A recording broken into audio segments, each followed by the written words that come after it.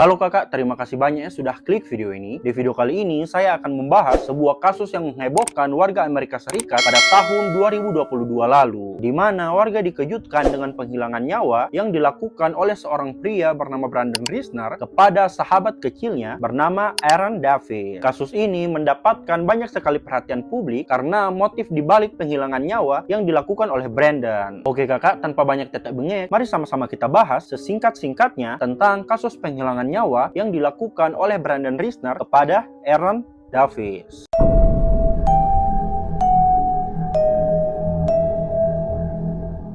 Nah, sebelum kita masuk ke kasusnya, di sini saya akan menjelaskan background singkat dari Brandon ya kakak. Jadi kakak, Brandon sendiri saat kasus ini terjadi berusia 23 tahun, yang lahir dengan nama asli Brandon Christopher Risner, yang tinggal di Rome, Georgia, Amerika Serikat. Ia pernah kuliah di Brigham Young University Idaho atau BYU Idaho, namun tidak menyelesaikan studinya karena alasan pribadi yang belum diketahui secara pasti. Brandon berasal dari keluarga kelas menengah yang dikenal sebagai anak rumahan dan pendiam, di mana ia tinggal bersama kedua orang tuanya di lingkungan pinggiran kota Rome, Georgia. Ia dibesarkan dalam keluarga yang religius dan konservatif. Tidak ada catatan kriminal atau riwayat kekerasan sebelumnya, baik dalam catatan hukum maupun di mata komunitas. Brandon memiliki riwayat gangguan kesehatan mental, termasuk depresi berat, kecemasan sosial, dan dugaan gangguan bipolar atau mood lain. Ia sempat menjalani terapi psikologis dan konsultasi profesional dan pernah mengalami isolasi sosial dan kesulitan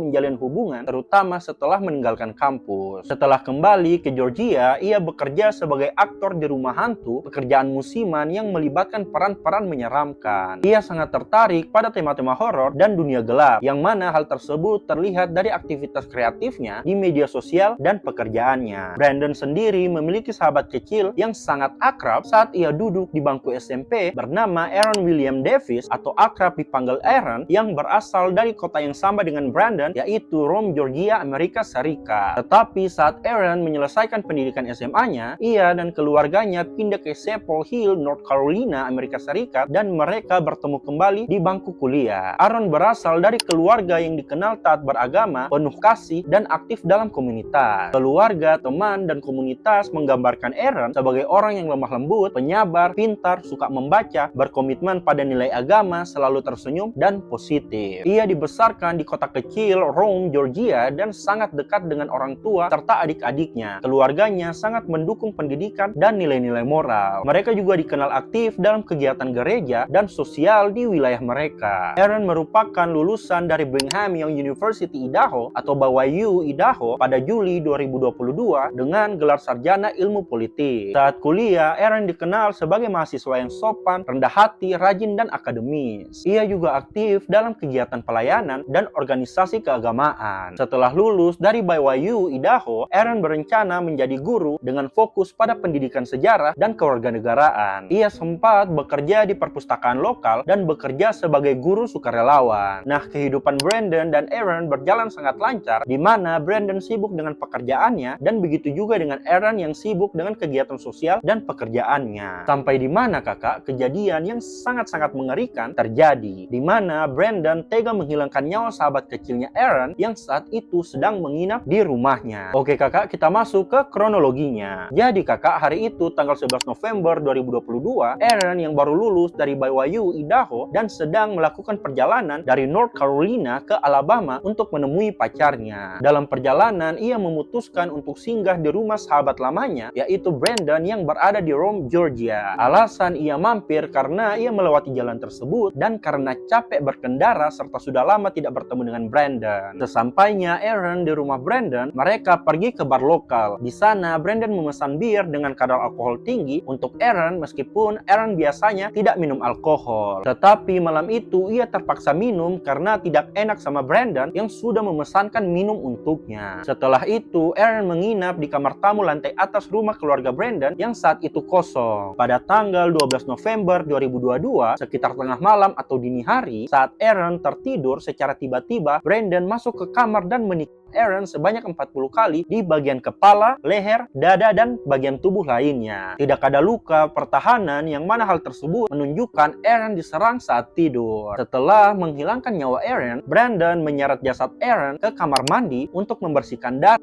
kemudian memasukkan tubuh Aaron ke dalam sebuah wadah. Ia lalu memuat jasad Aaron ke dalam mobil milik Aaron dan membawa jasad Aaron ke daerah hutan Tumlin Drive sekitar 4 km dari rumahnya, di mana di tempat tersebut ia mengubur jasad Aaron di sebuah lubang sedalam 6-8 kaki. Setelah mengubur jasad Aaron, Brandon lalu meninggalkan mobil di area sungai dekat Heritage Park dan berusaha menenggelamkannya. Keesokan harinya, pada tanggal 13 November 2022, pihak keluarga Aaron dan pacar Aaron membuat laporan kehilangan setelah Aaron tidak bisa dihubungi. Berdasarkan laporan pacar Aaron bahwa Aaron mengatakan mampir ke rumah Brandon, setelah itu tidak ada kabar lagi. Pihak kepolisian langsung memproses laporan tersebut dan melakukan penyelidikan tentang hilangnya Aaron, di mana pihak kepolisian menelusuri jalan yang dilewati oleh Aaron berdasarkan laporan keluarganya, dan pihak kepolisian menemukan mobil Aaron terbengkalai di dekat sungai Kosa River. Penemuan mobil Aaron memicu penyelidikan lebih lanjut, di mana penyelidikan mengarah ke rumah orang tua Brandon karena lokasi penemuan mobil dekat dengan rumah Brandon yang merupakan tempat terakhir kali Aaron mampir berdasarkan laporan Aaron kepada pacarnya. Pihak kepolisian pun langsung menggeledah rumah keluarga Brandon, di mana penyidik menemukan bukti-bukti yang mengindikasikan terjadinya tindak kekerasan termasuk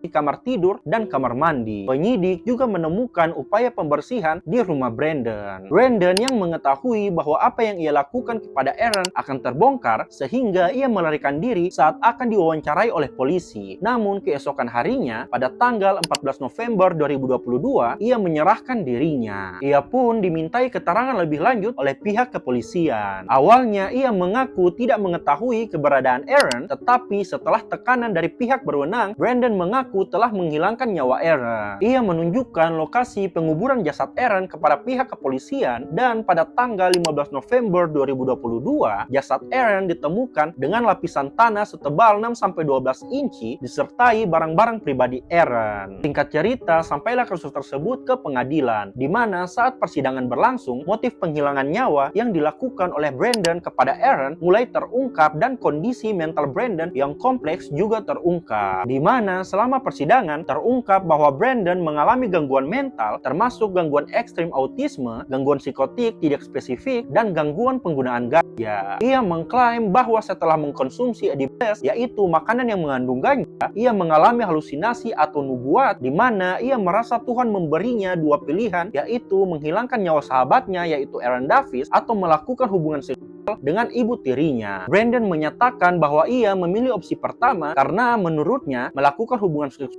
dengan ibu tirinya tidak menyenangkan. Pada bulan Januari 2023, Brandon didakwa atas penghilangan nyawa dengan niat jahat, penghilangan nyawa berat, penyerangan berat, penodaan terhadap upaya menghilangkan barang bukti. Ia ditahan tanpa jaminan di Floyd County Jail. Pada bulan Juni 2023, Brandon diperiksa oleh psikiater atas gangguan mentalnya, di mana hasil evaluasi menyatakan bahwa ia kompeten untuk diadili meskipun memiliki riwayat gangguan kejiwaan. 1 tahun kemudian, tepatnya pada tanggal 20 Juni 2024, Brandon mengaku bersalah atas 12 dakwaan untuk menghindari hukuman. Dalam persidangan, ia memberikan pengakuan resmi dan permohonan maaf. Pada tanggal 18 Juli 2024, hakim memutus hukuman penjara seumur hidup tanpa kemungkinan pembebasan bersyarat kepada Brandon Risner. Keluarga korban memberikan pernyataan emosional, menyatakan rasa kehilangan dan pengkhianatan oleh sahabat sendiri. Brandon menghilangkan nyawa sahabat masa kecilnya, yaitu Aaron Davis, pada malam hari tanggal 11-12 November 2022 dengan kejam dan merencanakan penghilangan bukti. Kasus ini menjadi sorotan karena keterkejutan atas pelaku yang dikenal baik dan pendiam. Korban dan pelaku adalah teman sejak kecil, serta penghilangan nyawa brutal terjadi tanpa motif ekonomi atau kebencian yang jelas. Nah, itu tadi kakak pembahasan singkat tentang kasus penghilangan nyawa yang dilakukan oleh Brendan Reisner kepada Aaron Davis yang merupakan sahabat masa kecilnya. Bagaimana menurut kalian kakak? Kalau kakak tahu detail kasus penghilangan nyawa yang terjadi kepada Aaron yang belum saya bahas di video ini, kakak bisa komen di bawah, kita sharing-sharing tentang kasus ini. Dan kalau kakak pengen saya bahas kasus kriminal, kisah horor, atau apa saja yang saat ini sedang viral, kakak juga bisa komen di bawah, request pembahasan menarik apa yang bisa saya bahas di video selanjutnya. See you!